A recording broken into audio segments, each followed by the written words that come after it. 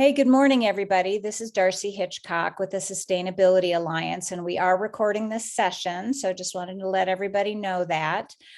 These community conversations, we initially started this quarterly webinar series when COVID started, and we all needed to find a way to talk to one another and find out how everybody's dealing with it.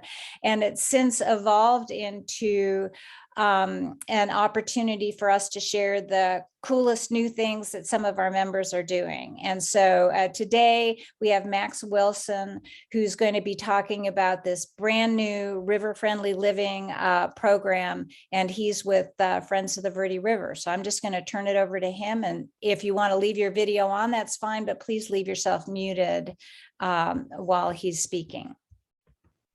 Thanks, Darcy. It's a really nice introduction, and I appreciate the opportunity to be here and talk to everybody today about this new program that we've got going. I'm going to go ahead and share my screen. One thing I will mention here right up front, we're going to be doing some interactive components today. You can use, you'll be able to do those either with your main computer that you have right here or with your cell phone. So if you do have a cell phone handy, you may want to go grab that. I think it will be helpful for you as we get started. So the title of our talk today is How to Live a River-Friendly Life. We wanted to pick something really broad and make it really hard for me, frankly, to answer this question right up front. I did want to take a moment and introduce myself.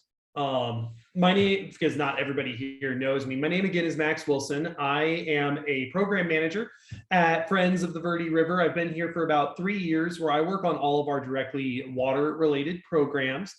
And I think the most exciting one that we have coming out right now is this river friendly idea that we're going to be spending most of our time talking about today. As I mentioned, we're going to be doing a lot of interactive elements as we go through the talk today. We'll be doing that through this tool called Menti.com. This is an online polling platform that is going to allow us to see people's responses in real time. So the way that you'll join is you'll either grab your cell phone or the other another part of the screen for the computer that you're using. You'll go to www.menti.com and you'll enter this code right here on the screen once you get there. There's going to be a kind of wide variety of types of questions that we're going to ask throughout the process today. I want to make sure I can actually hear from folks and engage with everybody. So if you would go ahead and either pull out your phone or another one of your screens and do this and answer this question down here. How good of a day are you having today? We'll give everybody a couple of seconds to, get situated.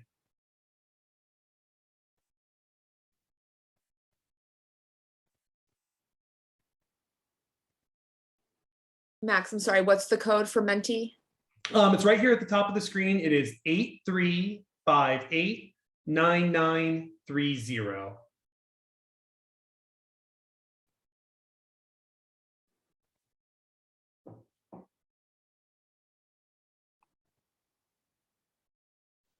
Sorry, I don't see it. I'm seeing Am I sharing the wrong screen? I'm seeing a sheet. Could you put it in the chat, Max? Just put the code in the chat and then we can copy it into our phone. Yep, give me 1 second. Let me make sure I was sharing the correct screen here as well. Can you guys see my screen now? Yes, we can. Yes. I think you were showing us a spreadsheet before, so I'm sorry about that. That's okay. Now we're in the right spot. Great.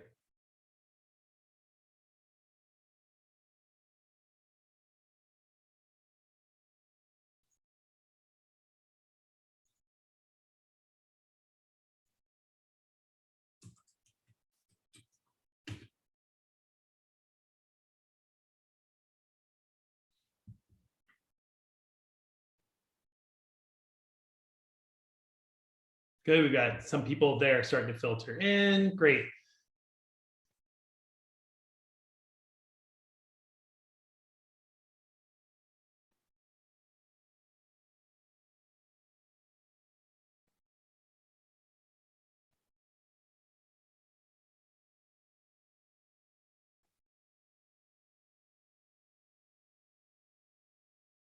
Uh-oh.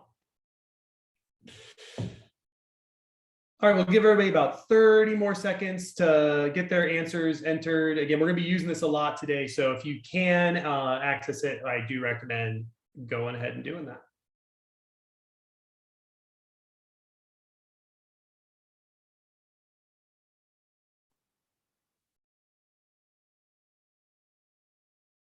Okay, well, for other folks who are going through, this code will be at the top of the screen throughout the talk, and you can feel free to join in as we get going. Good to see everybody getting engaged and online. And sorry again about sharing the wrong screen there. I do want to start with a question for everybody before we dive into just me talking for the next hour and a half. And that's this first one. What do you hope to learn today? I have some learning objectives for everybody that are on our next slide, but I'd love to hear from you guys what you'd like to actually hear and make sure I can tailor the presentation to that. So on your screen now, you'll see you have an opportunity to enter a short answer.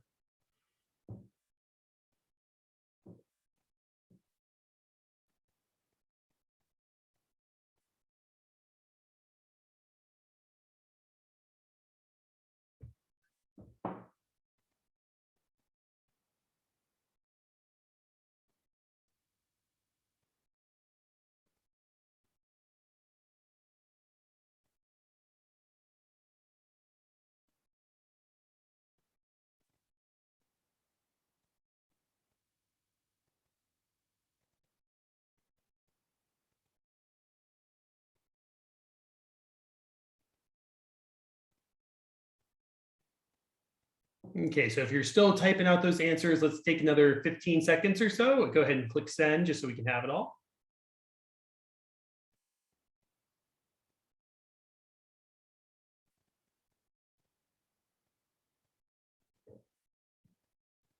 Great. Well, I think that's about everybody who we had answering questions here on the last poll as well.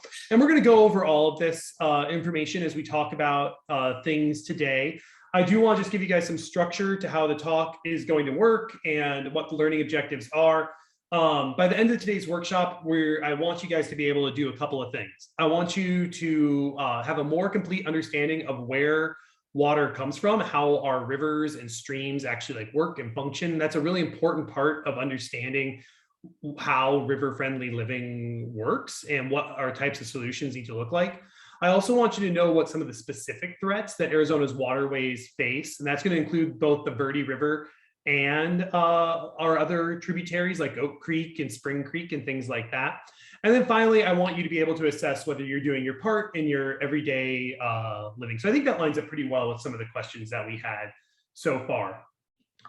We are going to be using one of a newer feature that actually came out earlier this week, so we've never tried it before, from this Menti polling, and it is going to be a quiz type of question. So what you'll do now is you'll look down at your phone. We have 4 questions. And depending on who answers these questions correctly as we go through it, you're going to be scored. I do want to let you know, though, that your score will be higher if you answer the questions more quickly than if you answer them slowly. You're only going to have about 15 seconds to answer these questions. So I want you to make sure you do it just as fast as you possibly can.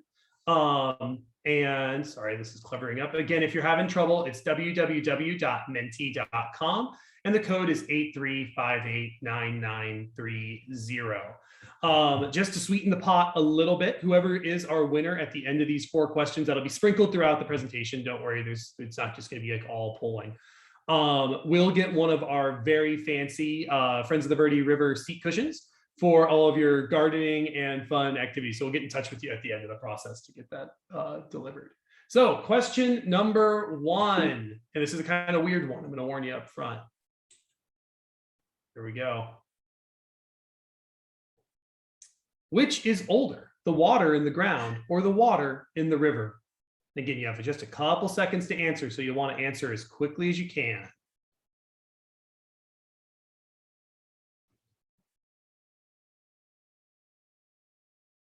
2, 1. Did anybody answer? All right, so we got a wide variety of answers here, and actually almost everybody is wrong.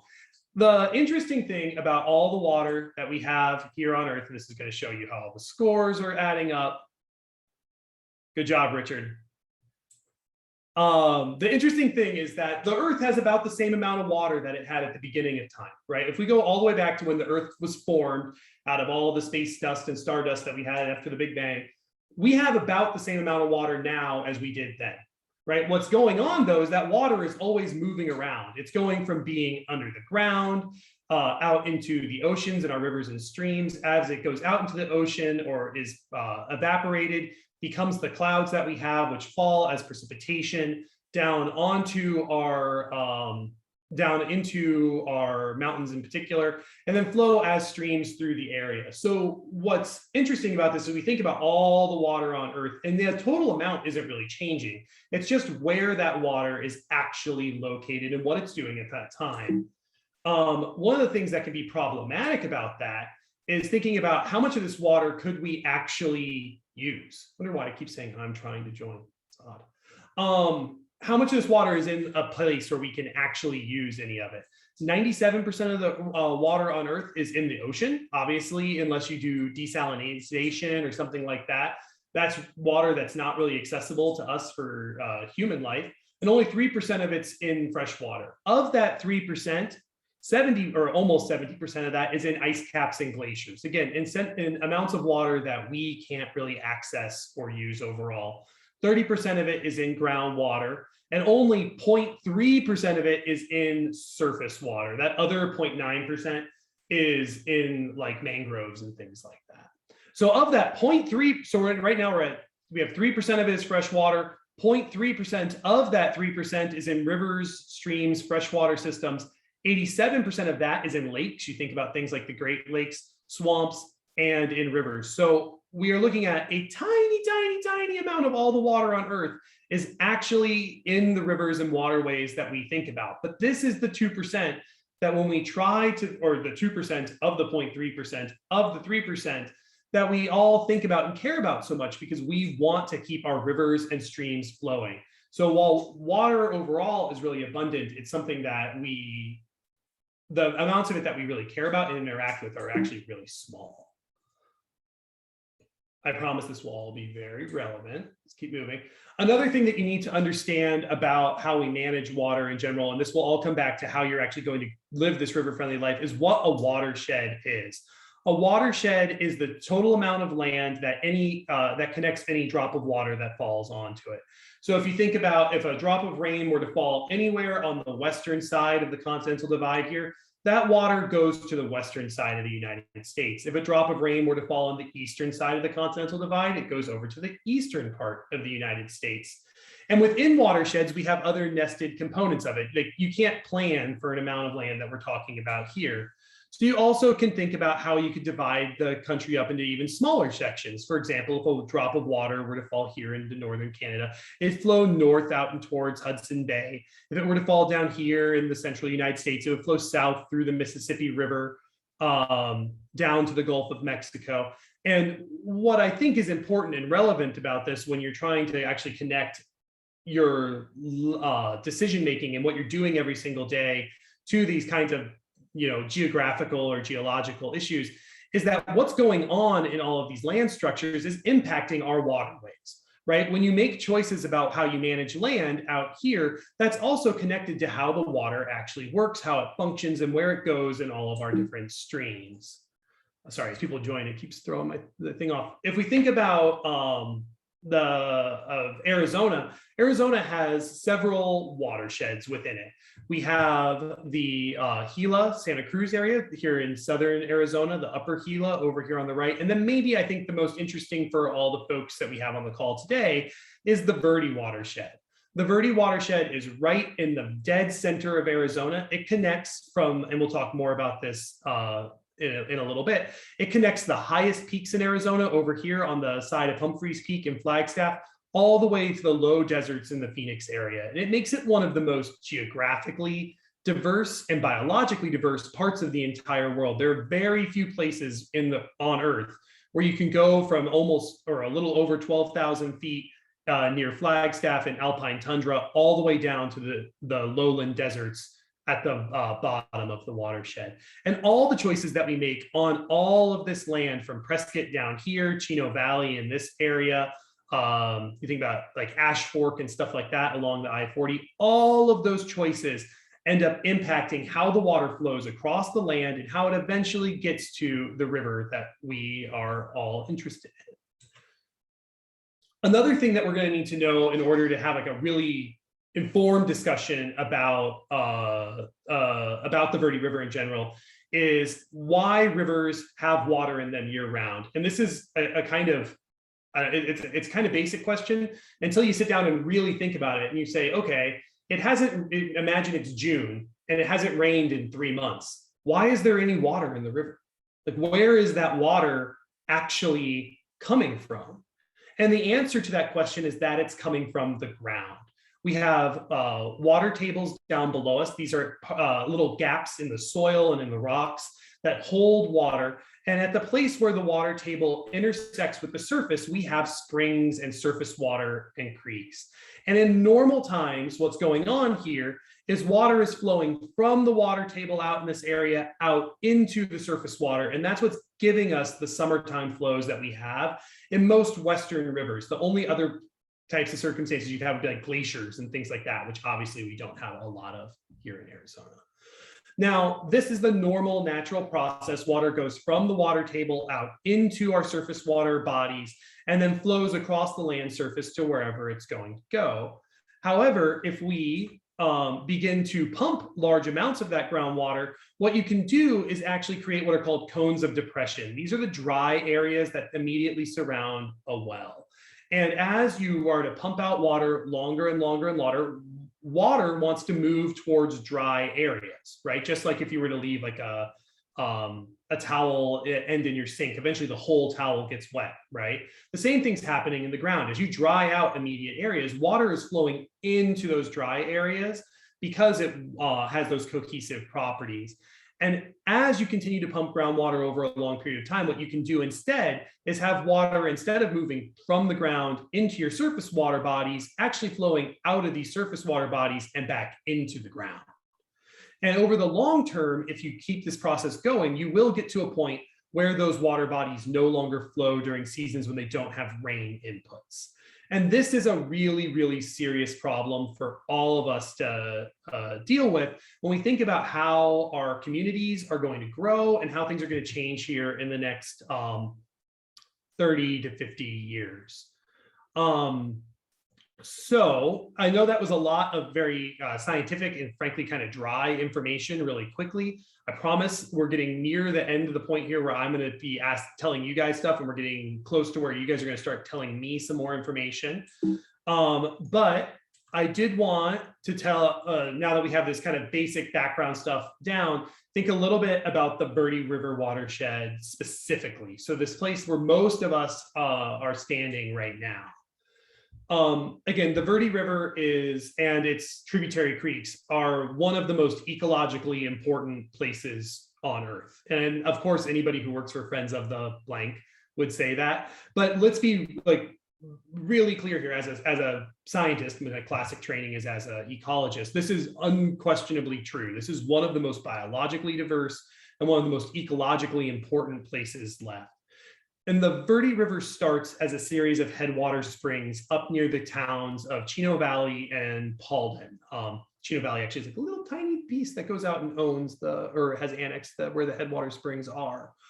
And for its first period, as it flows from Paulden and Chino Valley down towards Sycamore Canyon and Clarkdale, the river is entirely dependent on the flows that come out of those springs, again, near Chino Valley and Paulden, for all of its flow along that period. So if you were to lose those springs due to groundwater pumping, you would lose that entire chunk of the river at once because there is no additional groundwater inputs as you go through there. And what it gives you is and I would strongly encourage any of you who have the opportunity to go explore this part of the state, because what it gives you is essentially a very large and very pristine spring creek.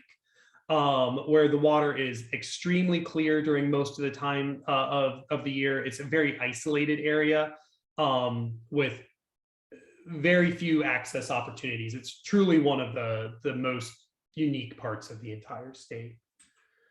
As we move downstream, you end up in the Verde Valley, and the Verde Valley is where almost all of the population structure that actually lives along the river and interacts directly with the river and all of the tributary streams live. And this would be basically from Clarkdale in the northeast down to Camp Verde in the northwest, down to Camp Verde in the southeast, with the communities of Sedona, Rimrock, also falling into this broad area where we have a flowing river and a large set, whether it's Sycamore Creek here, Oak Creek here, Beaver Creek, or West Clear Creek, of additional tributaries that are adding water into the system.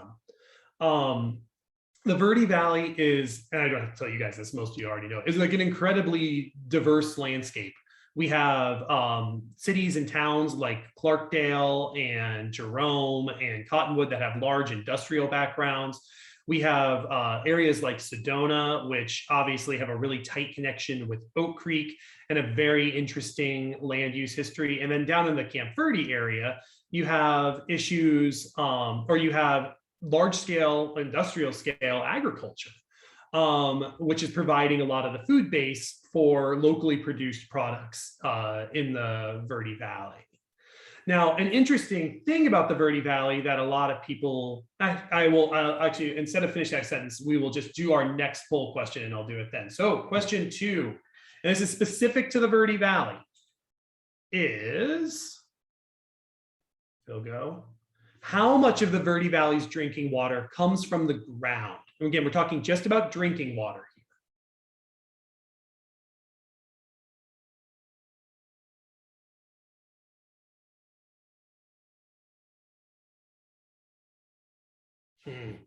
So the correct answer here is almost 100%. There is almost no drinking water that comes out of your tap at any given time or anywhere you live in the Verde Valley that is coming from surface water. The only exceptions to this would be in the town of Jerome, which gathers its water from a spring, right where it is technically surface water, like the instant it comes out of the ground, right? But as we were just talking about, if you were to lose that underlying aquifer, that spring would dry up right away. And so what this means is that in the Verde Valley, we have this flowing river that's going through. We have all these creeks, but the water that is in those areas is generally being used to feed agriculture. It's generally being used to feed our lawns for folks who have surface water rights to those lawn areas, especially like as you drive through Cottonwood, you'll see a lot of that, and Camp Verde, you'll see a lot of that. And this makes our water situation in the Verde Valley pretty precarious, right? When you think about it, that all of our drinking water is coming from this fossil source that is very slow to recover and very slow to change over time. So let's see how the scores are doing.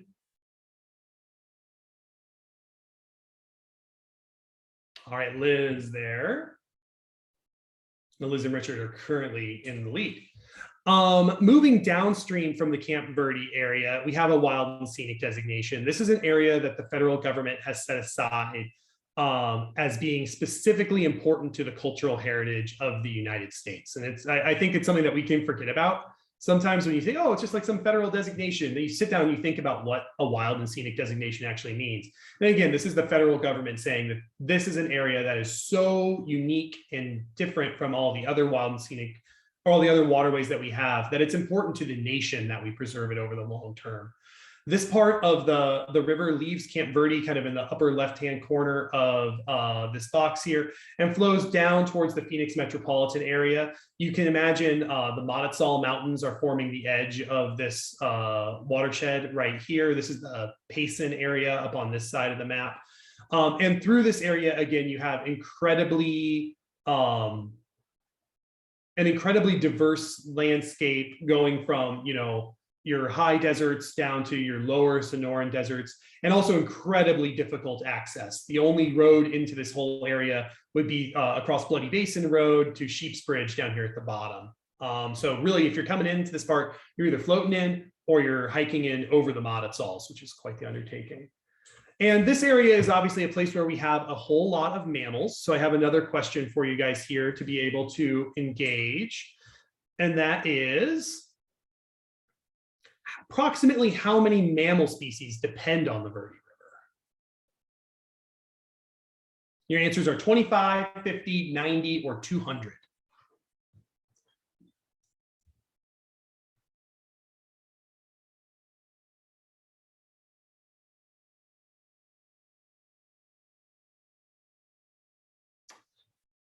And the answer is 90. Now, the most interesting part of this answer is that there are only 134 species of mammals in the entire state.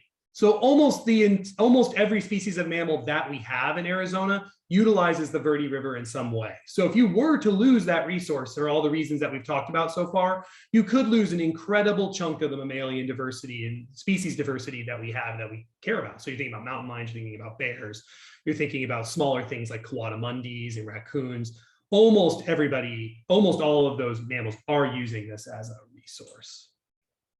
And then one thing that I think we can all forget about in the Verde Valley sometimes is that once you get downstream of that wild and scenic area into the reservoirs of Horseshoe and Bartlett Dam, the Verde River serves as a critical part of the water supply for 2 million people.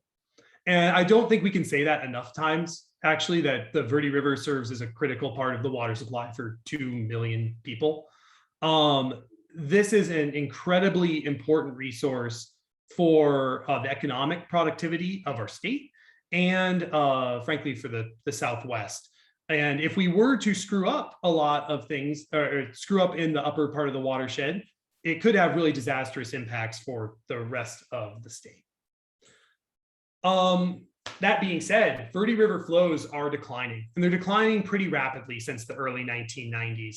So the top graph that you see here is the upper Verde. That's the part near Chino Valley and Paulden. The lower graph that you're seeing here is downstream of Camp Verde once we have all those groundwater inputs from Oak Creek and Sycamore Creek and West Clear Creek.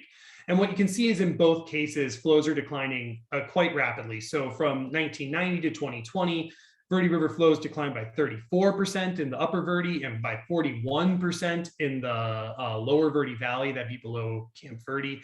The relationship's a little bit noisier in the lower Verde Valley because we have so much of a larger land base that this is applying to. But given all the things that we just said about how unique and different this river is than other sources that we have in the Southwest and how important it is to our downstream communities, how much it means to the wildlife that uses it. This is a graph that, or a set of graphs that I think should be very concerning to all of us. And I mean, it doesn't take, it's not very hard, right, to continue to extrapolate this line out and see that you get to 0 in both of these cases relatively quickly.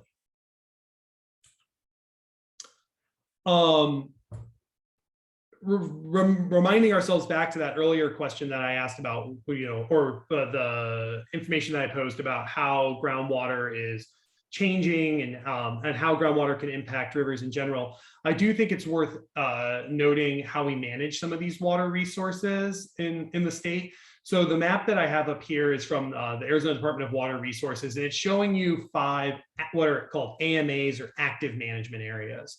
And Arizona in 1980 was the first state in the entire nation to realize that we needed to regulate groundwater. That if we did not have regulations for this common resource, that eventually pumping would get to a point where these major economic and population centers would no longer be able to serve water to all the people who need it. However, during that time, again, this is 1980, it also was politically untenable for the legislature to be able to regulate groundwater withdrawals throughout the entire state. So the compromise that they came up with was to create these active management areas that were centered around major population areas and say, okay, we're not going to regulate the whole state, but we're going to set up some rules and regulations that apply in the areas where water use is the highest and where so where water use and populations are the highest at that time. I don't have an overlay map of this in this presentation, but one thing you should notice just from putting together the maps that you've seen earlier is that basically the entire Verde watershed falls outside of these areas. There's a little bit in the Prescott AMA, there's a little bit in the Phoenix AMA, but groundwater pumping is, for all intents and purposes, unregulated in almost all of the Verde watershed. And what that means, to take it out of legalese a little bit, is that if you have a well, anybody who wants to can move in to the property next to you, purchase it, drill as big of a well as they'd like to do so, and pump as much water out of it as they'd like to do so, irregardless of if that impacts your well, irregardless of whether that impacts the river. There is no restrictions on what kind of use you can do with groundwater in the vast majority of the state, whether it impacts existing users or whether it impacts waterways. And this is why when you drive through Phoenix, all the waterways are dry, right? This is why as you drive through the Gila in most of the state, it is dry. It's because the groundwater has been pumped out from underneath most of those sources. If you want some examples of what this has actually looked like in the Verde Valley itself, this is a map provided by Salt River Project of wells in the Verde Valley in 1950. So you can see Sedona up here in the top right corner, Clarkdale, Cottonwood, Cornville through the center of the state, Camp Verde downstream. And the blue areas here are roughly correlated to the floodplain of the river. So you can see there's a couple of red dots here or there. Cottonwood, Clarkdale, these were relatively small communities in 1950. Here is what it looks like in 2015. And so there's been about 4,000% increase in 65 years. Well pumping in Arizona, there are no rules that require people to monitor or to report their well pumping logs.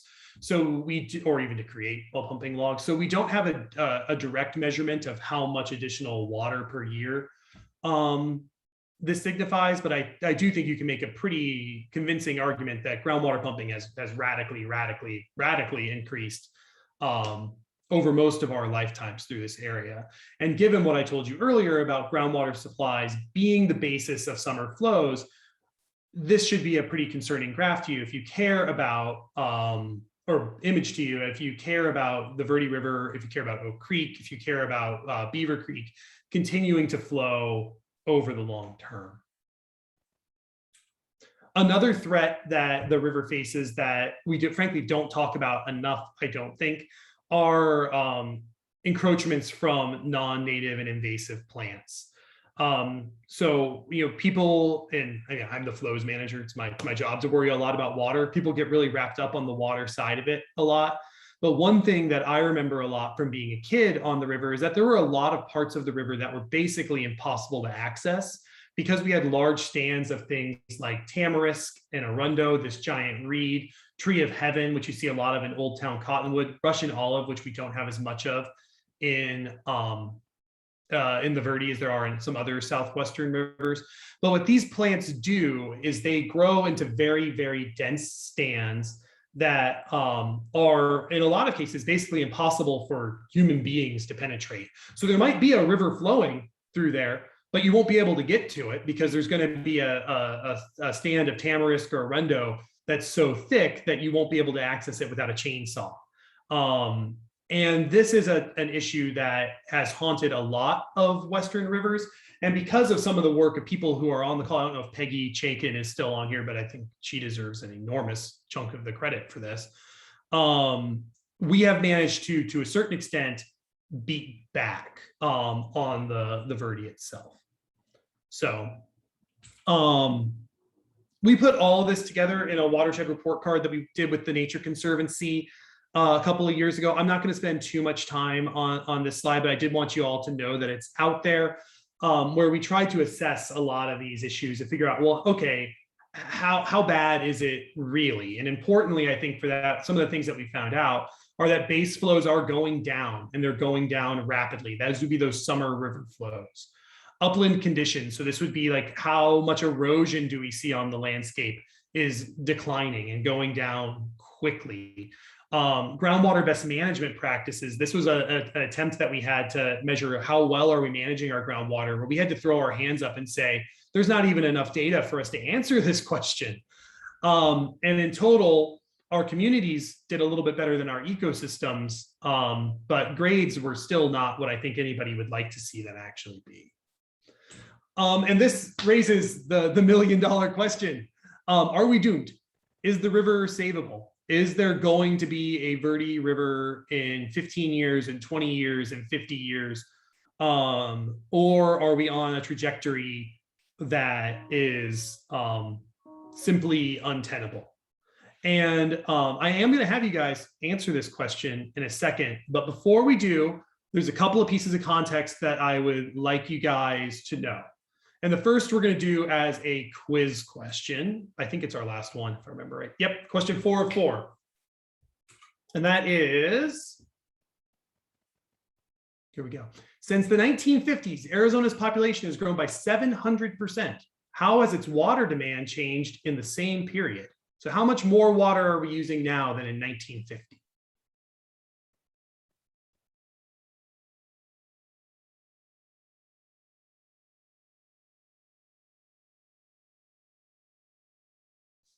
Very interesting. Okay, and the answer is no more water. As an aggregate, the state of Arizona is using almost the exact same amount of water as it used in 1950. So this is data from the Department of Water Resources. I actually pulled it from a very helpful Arizona Republic article, which I could share out to you guys after the talk if you'd like. And it shows all of the water use in all of the different sectors through the entire state of Arizona since 1955. And what you could see is in 1955, we were using about 7.5 million acre feet of water a year. And in 2017, which is the most recent year that that article had data, we are also using almost the exact same amount of water. Now, we all know that population growth has been going crazy during this time period. We have that, I mean, gosh, I think about how different Phoenix is from when I was a kid, and they're unrecognizable. So the question becomes like, how have we done this? How has it been possible that we have all this new population coming in, but we're not seeing increasing water growth come along with it? And I think the piece that I would point to here is this 1980 time period, where before 1980, we were seeing really rapid growths in groundwater or in water use overall. But then in 1980, something I already told you about happened. We passed the Groundwater Management Act, and we decided that we were actually going to manage these resources in a way that ensured that we have water supplies for the future. So I do think that it is possible that we can decouple some of these issues of population growth and water use over time. It doesn't have to be that if we're going to have population growth or economic growth, more water use comes along with it if we manage it well. And let's see how our scores are doing, because that's our last question. Liz, it looks like you have won. So if you would just send Keegan in the chat your email address, we'll get in touch with you and figure out how to get you the little seat cushion. Really appreciate everybody playing along. You never know when we use new tools like this, how it's going to work out, but this did okay. I think we did all right. So another thing that I'd like you guys to know before we answer this "are we doomed" question is what kind of work has been done to restore our ecosystems. So the map that I have put up here on the screen is our riparian habitat treatments that Friends of the Verde River has done, and previously when we were Friends of Verde River Greenway. Since 2011, we have done significantly more treatment since that time. And what this means, as you think about it, is that we have gone to all these spots that you see along the river and along the creeks through Sedona, lower into the Fossil Creek area, and we've removed those invasive plants that I was talking about earlier at enormous cost and amount of work. And what this looks like, just so you guys know, is that we have crews of young and very tough people who go out with chainsaws and during the winter when it is freezing cold, pull all of those plants out one at a time by hand. This is an incredibly difficult set of work to do, but it is effective. And that is why, as you drive through the Verde, it looks really different than when you drive through the Gila, right? If you've ever had that experience. If you drive near the Gila River in southeastern Arizona, it's just tamarisk, basically, as far as you can see in every direction. The Colorado River through the Grand Canyon is basically just tamarisk, as far as you can see in every single direction. What we have in the Verde Valley is a large set of different types of species. Keegan, I see you have your hand up. Hey, yeah, I have a question in the chat box from Liz. She is a little confused about groundwater pumping and how good is the water use data? Mm-hmm. It's a really good question. So those are extrapolations, right? And the way that that data is calculated is by the Department of Water Resources, making assumptions that every well is doing certain amounts of pumping per year. I think that in general, that's a pretty good, I mean, it's the best way to calculate this stuff that we have right now.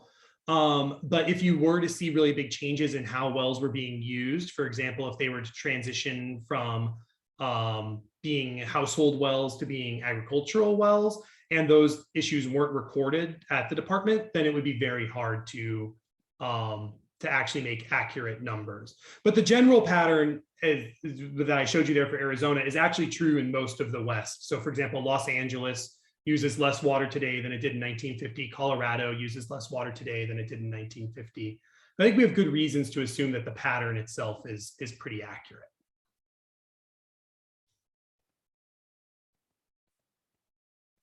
Okay, and let's do one more of these poll questions. I'm going to stop and ask for some more questions from everybody. And that is, now that we have talked about some of these things, let's go back to our question. Are we doomed? Like, is there a chance that that the Verde River is a savable system? Can we still have a flowing river in 50 years?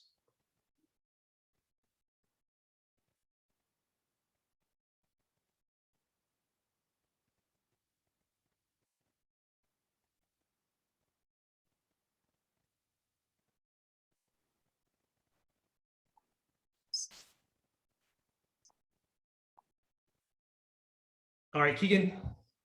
Yeah, another chat question came through from Richard. It says, I live in a community served by a 600 to 800 foot deep well into an ancient aquifer.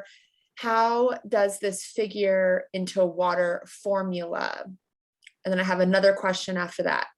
Okay, let's do Richard's first. So the overall water use patterns I was showing you, those do not take into account where you're getting that water from. So whether it's surface water or groundwater or anything like that.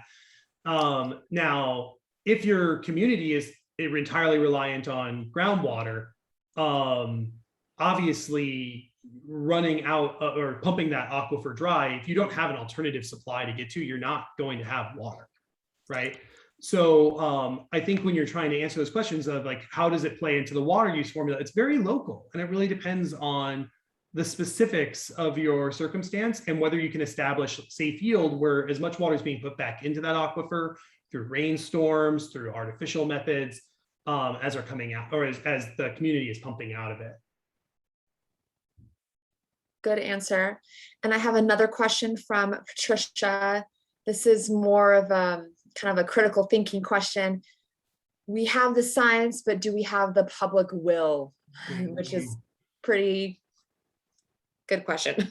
Good. Well, let's talk about that, because that's what I actually wanted to talk to you guys about today. I've made you sit through like 40 minutes of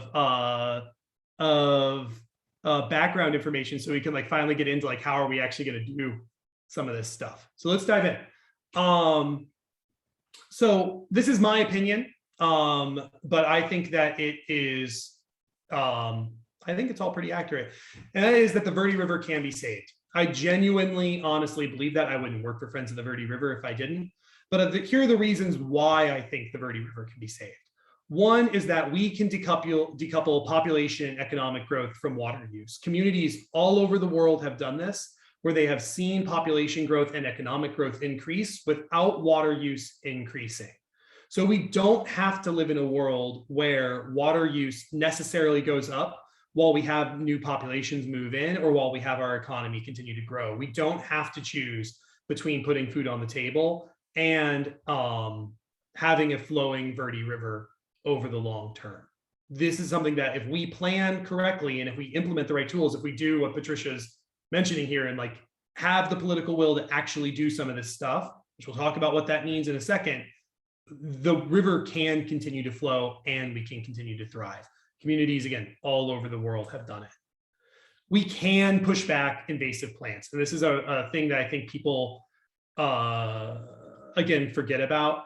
We've done Friends, and again, a lot of the people who were working on this stuff 10 or 15 years ago, and again, I hope Peggy's on here because I think she, again, deserves enormous amounts of the credit for it. Folks like Marcia Fouts and Chip Norton have shown that if we are able to raise the funds and implement and find people who are willing to do this work, it is time consuming, it is very expensive, it is very difficult, but through gardening this watershed over time, we can push these plants back and continue to have the healthy riparian forests that we need to access the river, and that our wildlife needs to thrive. And then finally, we haven't talked too much about this, but we can heal unnatural erosion and protect our soils.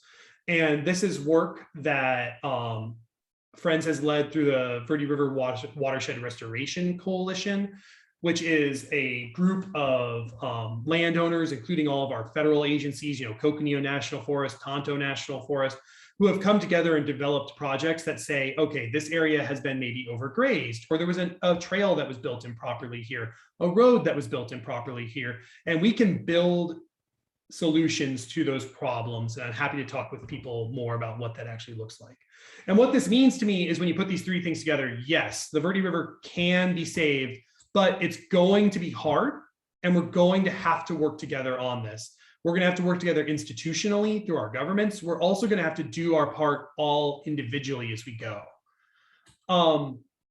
And a couple of years ago, as we were putting together that report card, we wanted to sit down and say, all right, what are all the solutions that we have to solving these problems that we just talked about? And I've already mentioned a bunch of them. I'm not going to read this whole slide to you. But one of the things that was really obvious as we put together this process, and we were mapping everything out, where these solutions actually happen, restoring riparian forests and doing forest restoration up in the Ponderosa pine areas, is that we had our communities with nothing pointing to them, right? With nothing actually showing how people could be part, or how normal residents and folks like that could actually be part of what's going on here. And this is where the idea of river-friendly living was born out of. Before I jump into that, Keegan, did you have another question from the chat?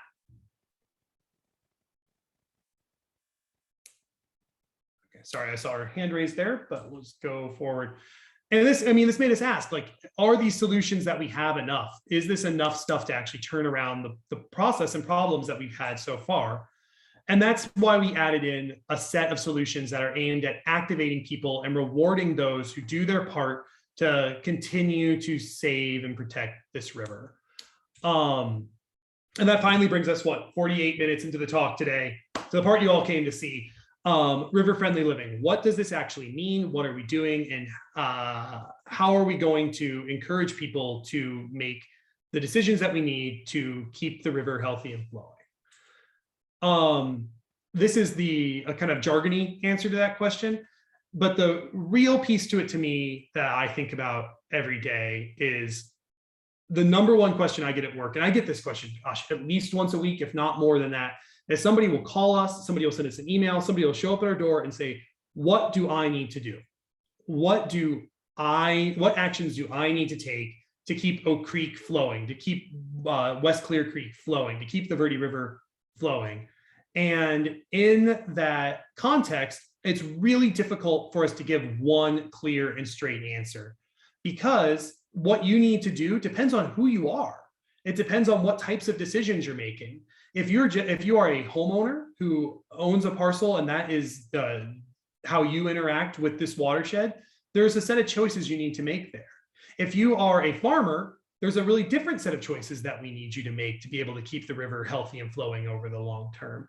If you are a small business owner, there's another different set of choices that we need you to make to keep the river healthy and flowing over the long term. If you're a real estate developer, there's a really specific and very long and detailed list of choices that we need you to answer and do appropriately to not have a negative impact on the river. So river-friendly living seeks to answer that question through certification. The idea here being that we can set up standards, we can set up goalposts for people to have to work towards in each one of those areas, and encourage folks to do it through recognition. And by, again, giving people just a straight answer to this question of what can I do to protect the river? Because because the types of decisions that we're making are so different, we have built the certification program, or we've built a family of certification programs, each aimed at different types of folks. So we have a certification program that's aimed at homeowners. So the types of choices that you're making in your house, that's the one we're going to spend most of our time talking about for the rest of the day today. We have one for small business owners who are non-agricultural business owners. We have one for agricultural business owners because they can have very substantial impacts on the watershed, but we all still need food to eat. We have one for residential developments that are coming in because we know that affordable housing is a really serious issue for the watershed in general and something that needs to be resolved. And then finally, we're working on developing one for governments, which are what types of policies, if you're a city or if you're a town or if you're a county, what are the types of policies that you need to put into place to know that you're doing your part to keep this river healthy and flowing over the long term. Each one of these certifications has scores in 4 core areas. So anywhere that you see that River Friendly Living logo that I showed you a moment ago, and we'll see a lot more of those today, you can know that entity has met standards in all 4 of these areas. They are sustainable water supply. That's how much water are you using? Clean water. Are you actually, that's what I'm looking for. Are you contributing to good water quality throughout the region? Healthy habitats. Are you providing habitat for our wildlife on your site? And connected and supported communities. Are you contributing to river conservation outside of your home or outside of your business and building that community support that we actually need? We developed these criteria through a very long advisory council process. I think I saw Craig on here earlier, who was kind enough to attend a lot of these meetings. It was a very long process. We worked with all the folks who you can see up on the screen here. And we wanted it to be a very collaborative process where we allowed folks to come in and help us understand what some of the standards could actually be. One of our worries with this program is that a sciencey kind of like dweeb like me would go into a room and just write up a bunch of standards. And then we would take them out to the community and try to certify some folks and say, these are the goalposts. And people in the community would say, that doesn't actually work for us. This is not how I actually make decisions. And your standards are fine and cool and neat, but they're not effective and real and reasonable or attainable. So we wanted to make sure we had a diverse group of voices who could help us go through that process. And it elucidated a lot of really interesting conversations. So we don't directly attribute quotes to anybody. We want people to be able to speak pretty freely throughout the process. But one that has really stuck with me is this one from a local rancher who was expressing that, you know, people right now aren't required to do anything. So if we can build the processes that we want into the certification, that's a way to actually give people a sense that they are doing the thing that they need to do and encourage them to do it in a competitive process. Another type of feedback that we heard was from a municipal staff member, and this is a good example of a time where we learned throughout the process. I was, when developing some of these standards, really aiming to have standards that were extremely, that really encouraged extremely low water use. That probably is not a surprise to you guys, given my position. And one thing that a municipal staff member pointed out to us is that if you don't have enough water use in the system, there won't be enough inflow into the treatment plant to have the treatment plant actually function. This is a problem with some of the treatment plants in the Verde Valley, is that they don't get enough inputs from the community and then they can't operate. And because they can't operate, we don't get any of that treated wastewater to reuse for things like watering fields and things like that. So we wanted to make sure we built a program that didn't create that problem. And then finally, another type of feedback that we got throughout this process is here from a developer. And this would be an example of somebody who is going through the process, learning themselves and changing how they're going to do their projects. And this was a developer who in the past had proposed some building on steep slope areas. And through the process, we explained to her, well, steep slope ordinances aren't just about protecting people's view sheds. The people, I mean, nobody wants to lose a beautiful view.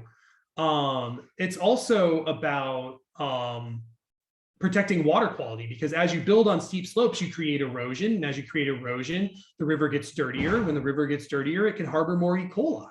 So we need to make sure that we're protecting those steep slopes, not just so we all have pretty views, but also so we have good water quality. So that's the development process. And I think for the remainder of our time today, we're going to get into some of those final questions that everybody had. And that is talking through this program and thinking and helping you guys assess how river friendly your life is. Importantly with this though, I am somebody who really believes in adaptive management and in continuous improvement. So I'm going to show you guys some of our criteria as we go through this process. We'll see how many different legs of the program we have time to go through today. But I do want feedback as we go through this, and there will be opportunities for you guys to provide it, both through those Menti polls that we've been doing so far, but also just verbally. And so if there is something that we're leaving out, when we get to that part of the conversation, let us know so that as we go through and we revise these standards over time, we could think about whether we have everything right here. I don't think anybody tends to get everything just perfect on the very first try. So I want to pause there, stop and ask if there are any questions about the way we came about this program, what it's trying to do, and then we'll dive into some of the details of like how it actually works and whether you guys are living in river-friendly homes and not even knowing it.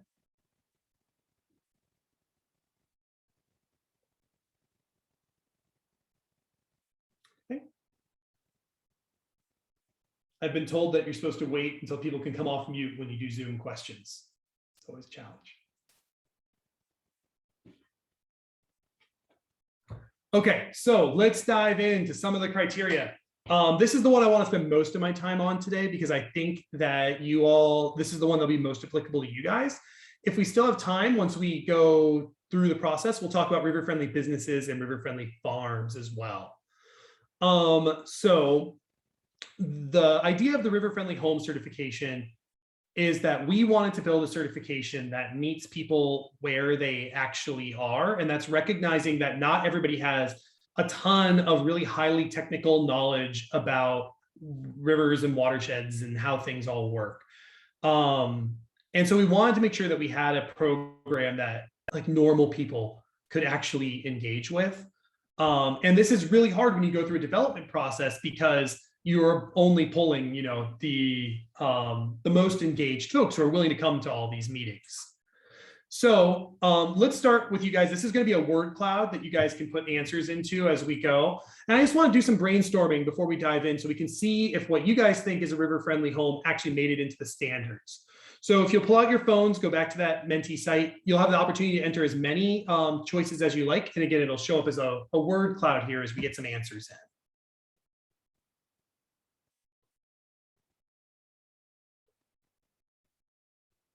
And so I'll submit one there just so we have something on the screen. You guys can see what some of this will look like as it comes together.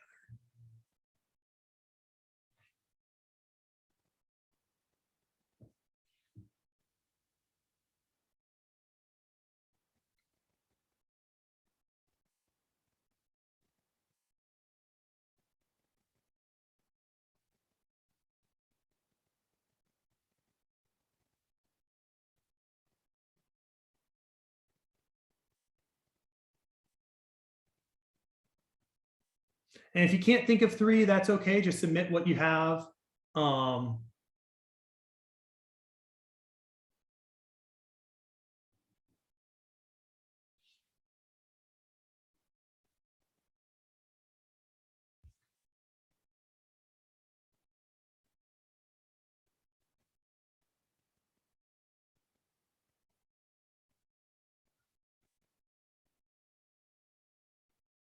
Okay, in about 30 more seconds, we've got most of the people who have been responding so far.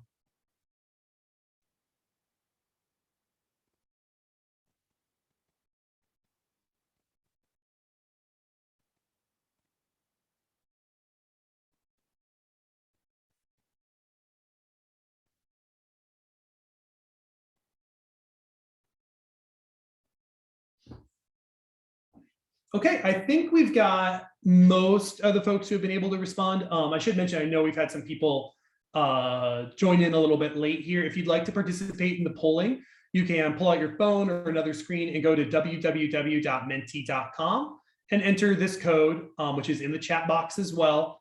And you'll be able to participate in some of the polling as we go through this. I was going to have you guys, I love these questions, but I'm not going to make you guys do it. So take some time, score, how important did you think some of those relative things were? But I want to make sure we have time to actually talk you through what the certification criteria are. So we'll skip this one. And I'm going to show you a really scary slide that you don't have to read everything on, and because there's a simpler version of it coming. But this is what the big set of standards for a river-friendly home are right now as they came out of the process. Again, everything is a work in process. I'm sure some of this stuff will change as time moves forward. But some important things that I think at its core will not change about the river-friendly home process is the idea that we have a bronze level that requires actions in each one of those 4 areas, right? So I think it's very important that if you see a river-friendly home sign in somebody's yard or a bumper sticker on their at their business or something like that, that they have taken discrete steps in all of these areas. And again, we'll talk through like what some of this actually looks like in just a moment. We also have a silver and a gold level that people can earn points towards. One of the things that we heard from the advisory council as we went through the process is that, not every home and not every business is going to be able to do the same kind of stuff. So it's important that you let people choose what works best for them. So to earn silver in our case, you have to meet those baseline criteria of bronze and then do 3 of these silver type of activities. And to meet gold, you have to meet silver and then choose 3 of these gold activities, whichever ones work the best for you individually.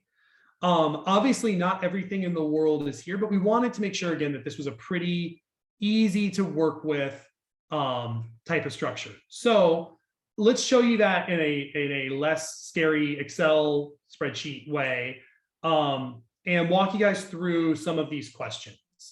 So if you want to pull out a sheet of paper or just think through your answers as we go, these first 5 questions, if you answer yes to all of them, you have qualified to live in you've qualified that your household is river friendly.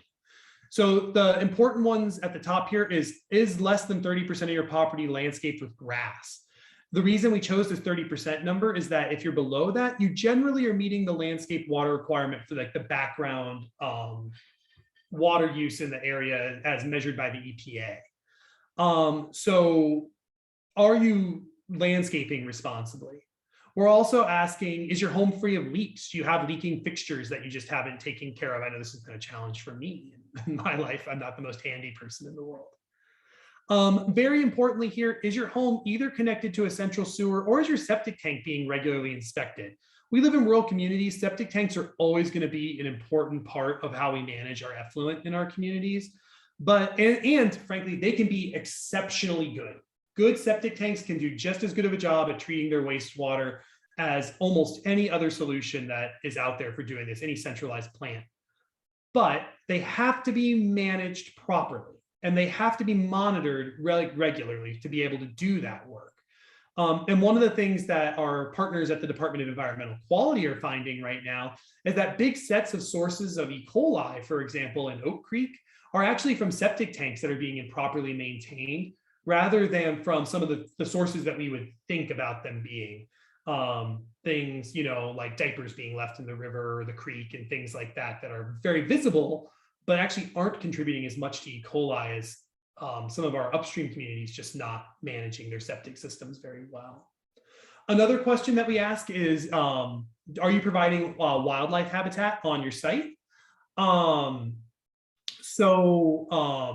The standard that we've used here is just to piggyback off of a existing certification, the National Wildlife Federation's Gardens for Wildlife. One of the things we like about doing it this way is that means that if you get our certification, you qualify for their certification too. And so you have the opportunity to piggyback and join both at the same time. The way that you would answer that question, if you're trying to think to yourself, like, do I do this?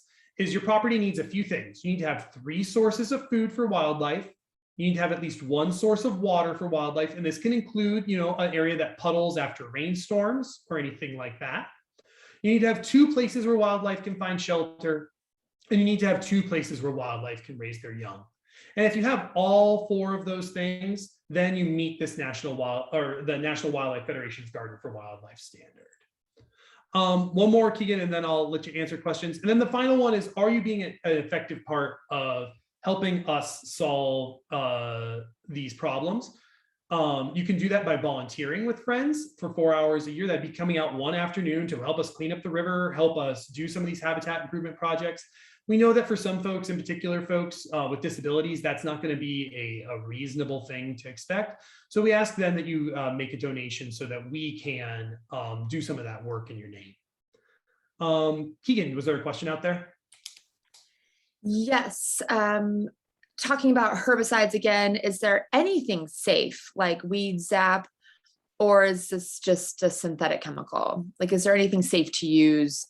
Ammonium nano, I don't know. There's some good words.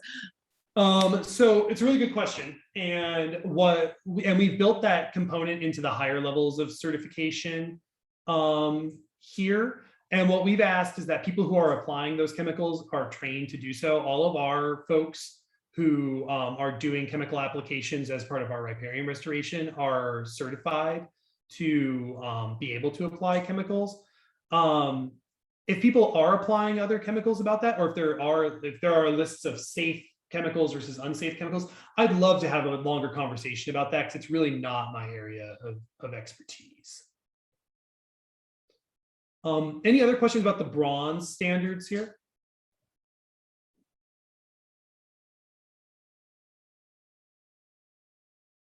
Okay. So if you answered yes to all 5 of those questions, we would consider your home river friendly. Looking at the silver level, and this would mean that you need to qualify for bronze and then pick any 3 of these options. We have different pieces here. So the first is, are you willing to forego irrigating your landscaping for 1 month each summer? This is one of the #1 things that you can do to actually reduce your water use during the time of year that the river needs it most. This doesn't work for everybody. One of the things we heard during our pilot project, part of this phase, is that some people really, really liked this standard and some people really, really didn't. So we wanted to make sure it was on the section where you can pick and choose whether you want to do it or not. For the next one would be, are you willing to commit to not applying herbicides or pesticides in your waterways? This is, we think, really important that folks who are not trained to do so are not applying herbicides and pesticides directly right up against the river's edge. One that was added during our pilot phase that I hadn't frankly thought about was, do you work with somebody for regular trash service?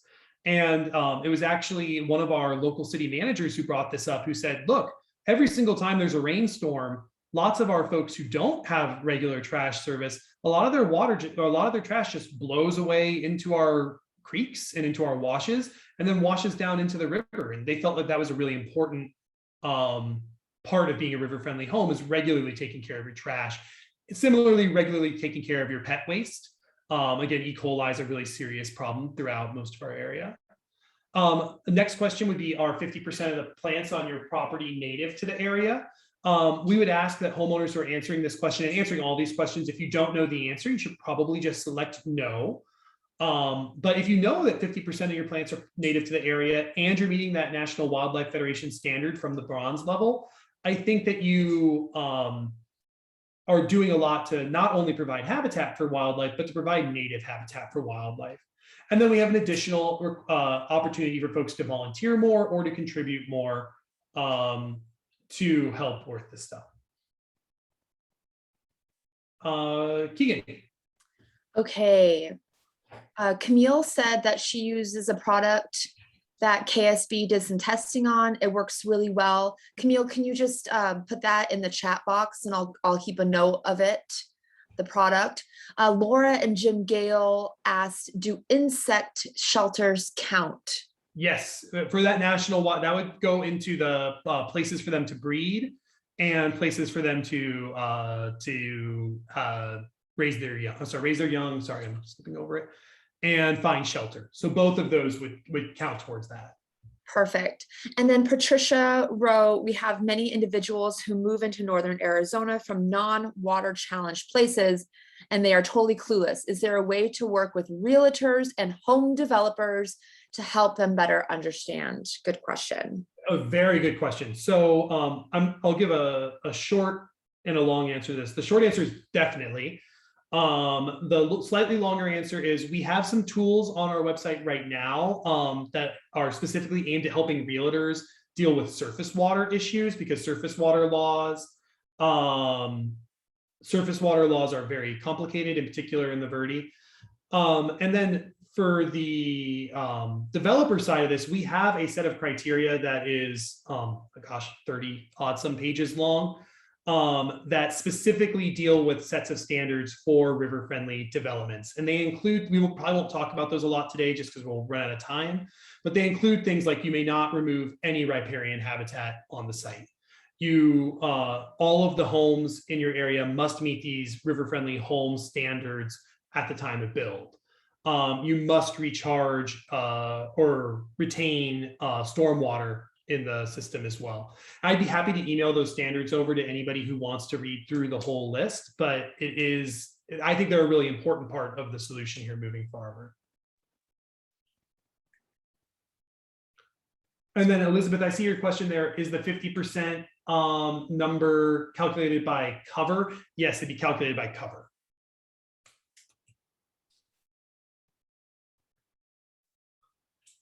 And then finally, for the gold level, we have a few shorter set of standards here. We double up again on that native plants issue. Are your 75% of your plant cover native to the area? We ask that folks, or we want to give credit to folks who irrigate their landscaping with rainwater or gray water.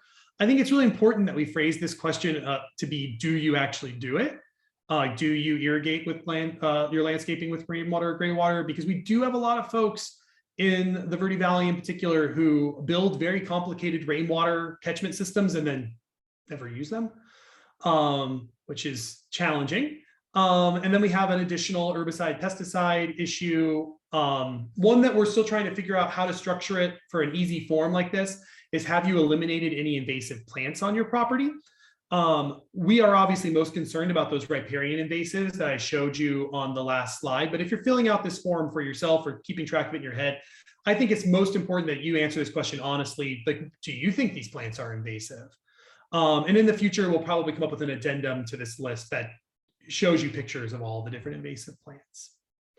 One thing that came up during this process that I think is really important is the idea of groundwater mitigation as well.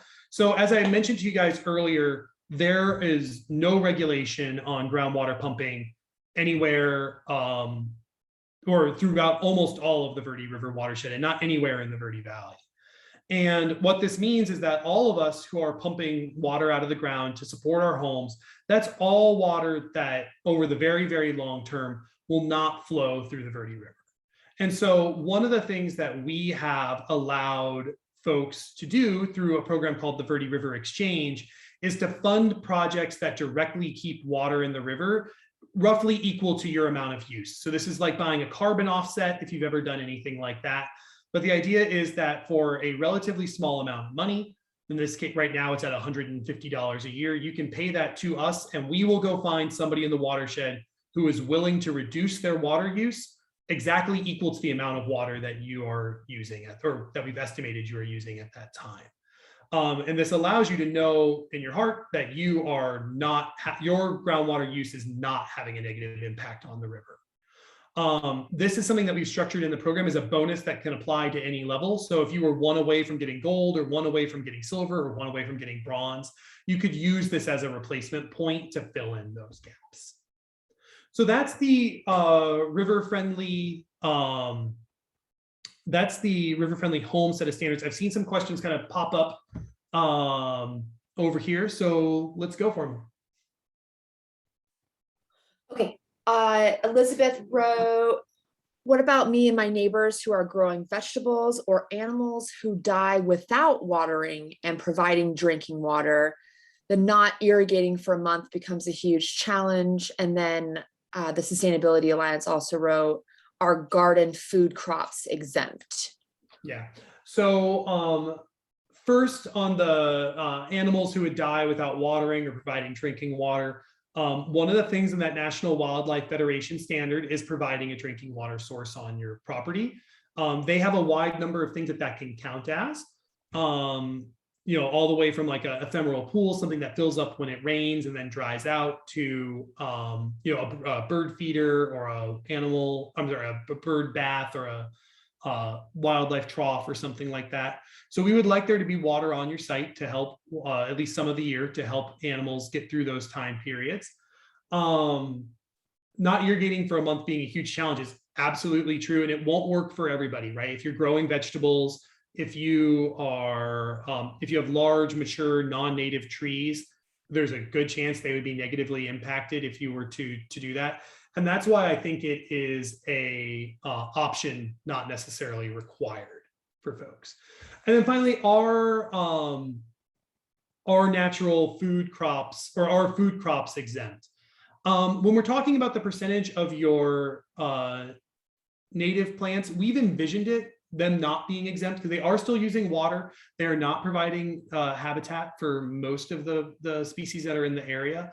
That's something I definitely would be willing to consider adjusting as the program moves forward, depending on what type of feedback we get from folks as we go. Any other questions that are coming up?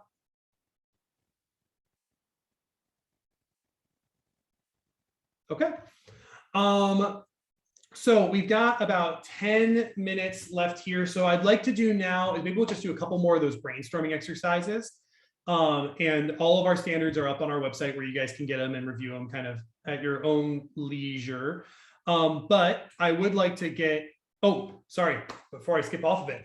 And this will just be, you can go ahead and take yourself off mute or put it in the chat if you feel more comfortable that way. But is there anything we left out? Are there some big things about being river friendly that you didn't see in that set of criteria as we went through it?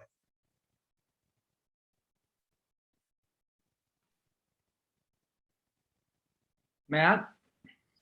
Go ahead, Richard. I have a question about historical sources of pollution, like from the mining in the Upper Verde.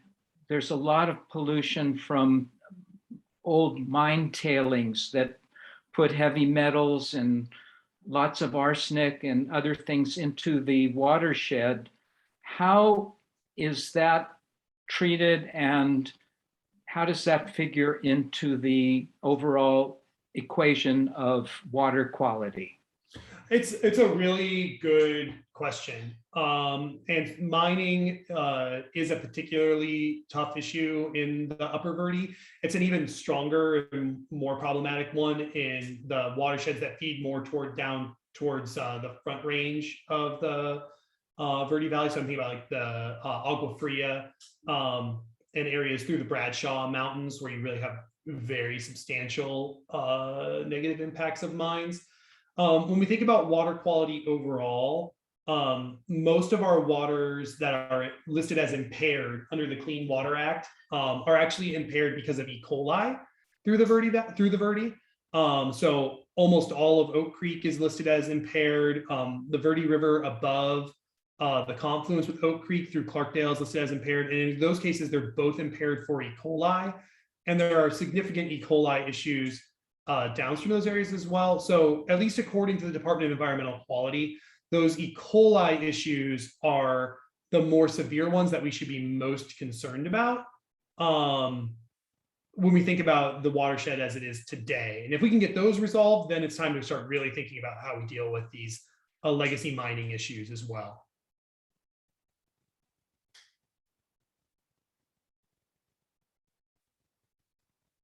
Okay. Anything else on the chat there, Keegan?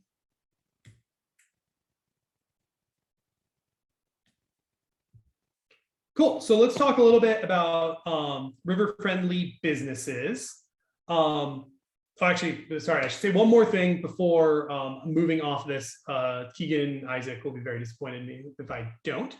And that is just a reminder that if you're volunteering with us, if you are taking any one of these actions, you are close to being a river-friendly home. You're on your way to doing some of these important steps and components. So that whole list of questions that I had that we put up there, it probably seemed like a lot and I think can feel a little overwhelming for folks. But I think it's important to remember that there's only 5 things you have to do to get bronze. It's limiting the amount of grass that you have. It is going through and providing habitat on your site, fixing those leaks, volunteering with us or donating. It's not an enormous lift to get up to that very first bottom tier. And we wanted to keep it that way so this is attainable for all you guys. I would love to see all of your homes being certified before the end of the next calendar year. Looks like there's some questions in the chat there, Keegan. Yes. Step out for 1 second. And there's a bunch of questions, which is so good. Okay, so Isaac wanted to remind everyone that foraging or foregoing irrigation, watering is an option, but it's not required. So that's a good reminder. Some things that might have been left out are leave no trace behaviors when on trails near the river and not driving through the rivers. That's a great one. And I'll keep notes of these, Max. The system seems very appropriate for city dwellers to reduce their demand on water overall. That's from Patricia. Great point. Thank you, Patricia. The Sustainability Alliance wrote, pet waste might be animal waste since people might have chickens. Ooh, that's a really good one. It's a good one. And then Patricia wrote a good point. Sedona Oak Creek Middle School science teacher took the kids on a creek science experience and the kids tested the water. It was an eye opener. So we do have a water quality monitoring volunteer opportunity available that I'll put a link in the chat box for. So that's a cool thing that we're starting to do now. And I'm glad that the middle school is also doing it as part of a field trip. That is really exciting. And I think like things like Project Wet as well, there's a lot of, I'm sure folks' kids have gone through that. Anything we can do to get people out and be more engaged and like really get a sense of what is this water quality like. I really encourage everybody to take a look at the water quality monitoring stuff that Keegan's gonna put in the chat here too. It's a really neat opportunity for folks to get out and like actually contribute to some of these solutions. Okay, so we've got 10 minutes left. I'd like to spend 5 of it on river-friendly businesses.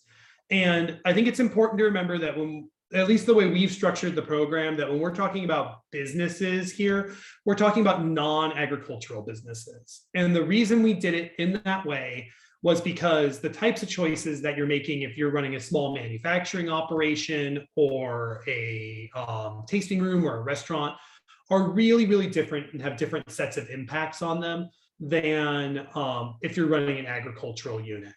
So we probably won't have time to run through the entire set of criteria here, but it would be really helpful for me, if you guys don't mind, doing that first brainstorming activity of what do you guys think the characteristics of a river-friendly business are?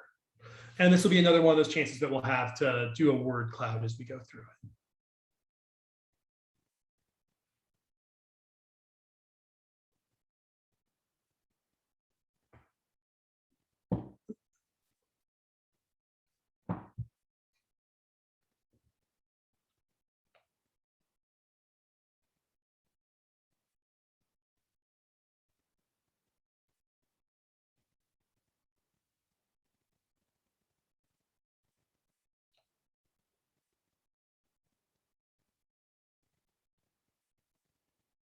We'll give people about 30 more seconds. So go ahead and just, whatever's at the top of your mind, you can see I put a typo in there, so you can't do worse than me.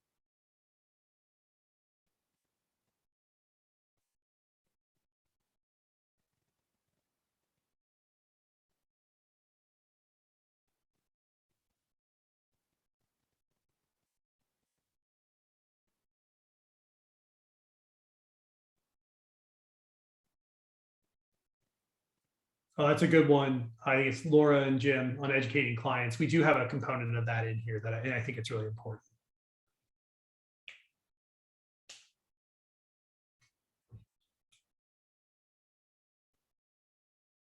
Okay, well, since we do have a couple of minutes, why don't we just run, or probably shouldn't. Why don't we open it up for just some general questions for folks? I don't want to keep everybody over time, but I'd love to have a chance to answer any of the questions that have come up for everybody as we've had these conversations today. I really appreciate everybody's time and input. This has been really helpful for me as we've gone through the process, and I really do appreciate the opportunity to be here today. So any questions left?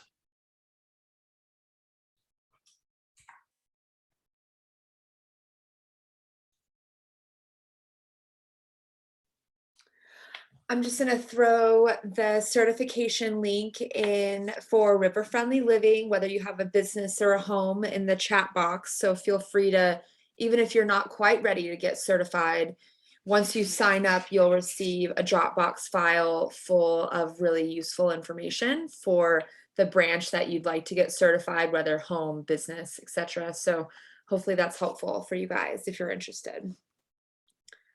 Great. Oh, thank you, Darcy, for bringing up a really good point in the chat. Rollout. How's this all actually working? So this process has been formally launched last week. All of the certification materials are available on riverfriendlyliving.org right now. And we would love to have folks come through and be certified. We're in the process of building a web app for folks who are going to do their home certifications down the road. But in the meantime, we have a paper form that you can fill out to go through the process. So home certifications are available now. Business certifications are available now. Agricultural certifications, we are finishing up pilots as we speak, really in the next week or so. And river friendly development certifications, we have draft standards for that people are more than welcome to make comments on if they'd like to see changes. And we're looking for a couple of developers who would like to test those standards with us so we can see if they work and if they do what we actually want them to do. We do have a few folks who have mentioned that they'd be interested in it, but we haven't started any formal piloting process yet. So I think we'll have those river friendly developments pilots realistically started in the next couple of months and wrapped up by the middle of next calendar year. And then we'll have a more formal program that people can apply to.